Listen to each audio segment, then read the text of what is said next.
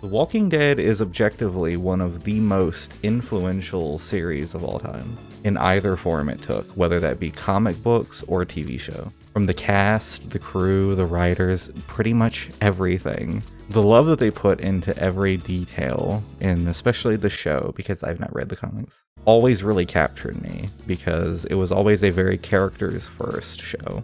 Everyone was part of a bigger picture.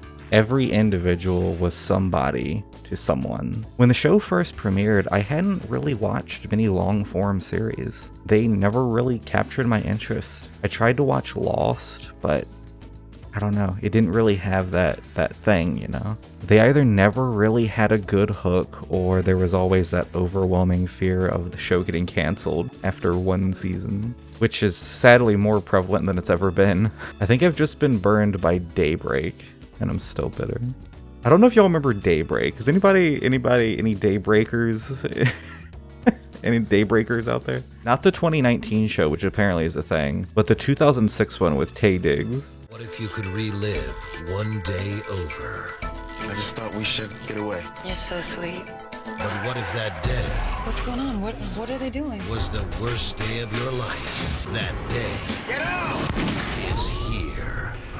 I remember being so excited for it because it was short by concept. In their promotions for it, they said that all the secrets were going to be revealed by the end of it. By the end of its only 13 episode run, that was going to be it. It was canceled, and 7 out of that episode order were unaired. I know I'm off track, but like, you get my point. I didn't watch many. Taye Diggs. I love you. But I was a fan of The Walking Dead from the day it premiered. So much has changed in the 12 years that show was on the air. I'm literally a different person now. The final season has come and gone now, and there's a lot going through my head. It was honestly an amazing season and one of my favorites. But for the longest time leading up to it, I wasn't sure if I would ever finish it. My mentality and love for the show is so tightly connected to my mother. It was absolutely one of her favorite shows. Me and her would spend hours every week talking about what happened and what would come up next. I remember when we thought Glenn died by the dumpster. That was a big moment. I was so torn up about it, like legitimately. She would send me memes and fan theories about like what's happening with him and is he okay, and it was such a long, grueling process. I know it sounds silly, but like she gave me so much hope that he was alive. And it was such a nice period. Like I really miss that. We were kind of shocked when they announced the final season, but kind of glad too. So many shows really outlast their prime, so it was nice knowing that they're going to stop before, you know, every single actor leaves, because they were slowly coming out the back door, you know. I'm aware that many fans dropped the show years ago, but I always loved it. I would tune in every Sunday. The final season premiered August 22nd. Of 2021. We watched a few episodes, but progressively my mom would be too sick to watch it. We would record the episodes so that we could watch them later eventually when she felt better. But when November rolled around, she started feeling really sick. She knew something was very different this time, so we called the rescue squad. I vividly remember her being very scared. I could sense it. She didn't let it on, but I could sense it. Before they came, I was standing beside her, you know, waiting for them to pull up. And we were just kind of joking about like the commercials on TV and just laughing like usual. She thought she would be out by Thanksgiving. She had so many trips in and out of the hospital for a large portion of my life, honestly. At least it feels like it. But in the back of my head, I think I also knew this was different. That was the last time I spoke to her. That was the last time I saw her, and that was the last time I spoke to her. A part of me is kind of glad, though, because I don't remember her any different, you know? She's still that amazing, strong woman that I kind of always aspired to be. It was a really grueling process that I'm not going to get into, you know, the whole up and down of the scenario, obviously. She passed away December 20th of that year, which also, ironically, was my birthday. I was already going through a lot. I was going through a breakup, and like literally the day before, like on the 19th. And on the 21st, I had to go in for some dental work. So that, like, 3 days, I honestly feel like I'm still recovering from. It's weird to think that it happened, and it's weird to think that it's been over a year now since all of that. It's also weird to think that one of my first thoughts was, what am I going to do about Walking Dead? As silly as that sounds to, like, worry about, oh, how am I going to watch a TV show? But it was important to me. In so many ways, I felt like it was our show. It was, again, so deeply connected. I struggled for a long time trying to figure out if I even wanted to watch it because it almost felt disrespectful. Even though it was the final stretch, it almost felt like I was watching it behind her back.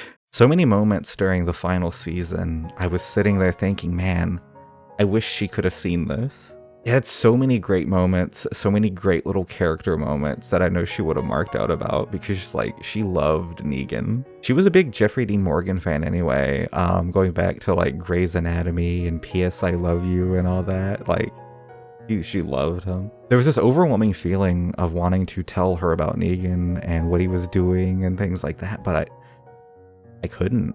The themes of this show in general, but especially the final season, really resonated with where my head was at. Really pushing the idea of gone but not forgotten. My favorite character on the show, and one of my favorite characters from, like, any media, is probably Rosita. Not only is she such a cool character and a complete badass, Baby girl, you're not gonna use that thing.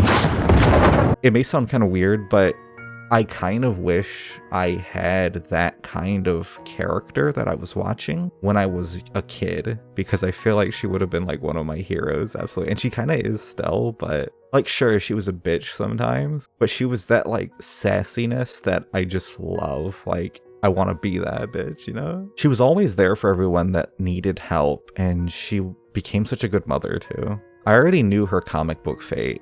So when they skipped over that and gave that to other characters, I was so relieved. But the entire show, I always had this feeling deep inside that her death wasn't too far away. You know, that feeling of, damn it, I hope the show ends before my favorite character dies. I'd be so stressed every week that something happened to her, like literally stressed.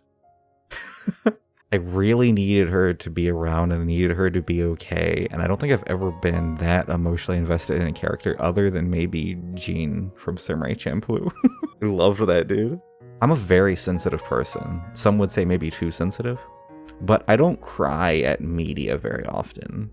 At all. Rosita had so many close encounters and so many chances to get killed. I was so fucking stressed during this show, I swear.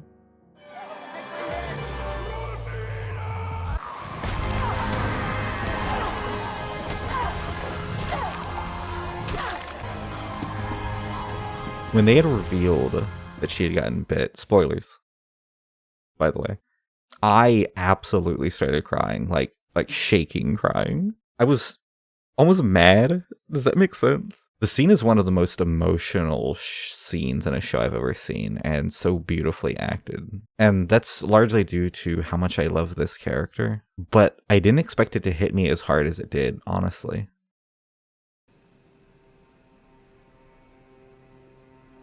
Where? Can we?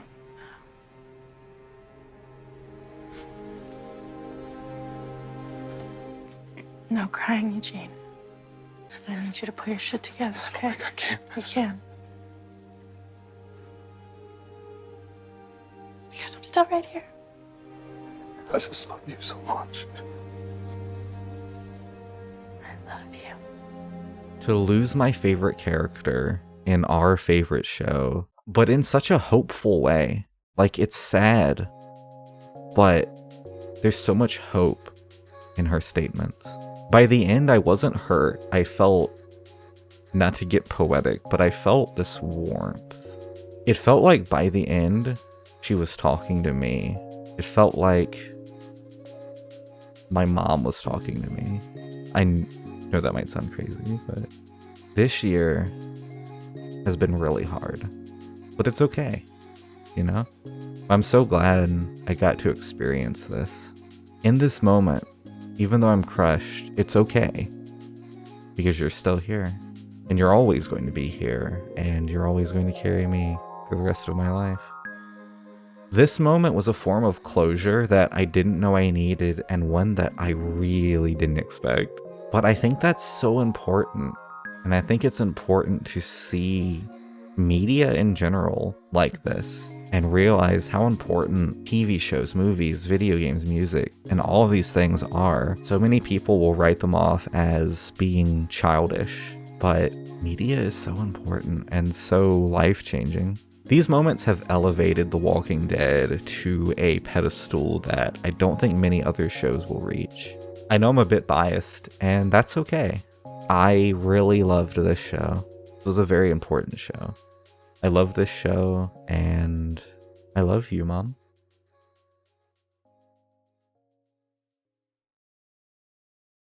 By the way, who wants to see that fucking Daryl Dixon game? You guys want me to stream that?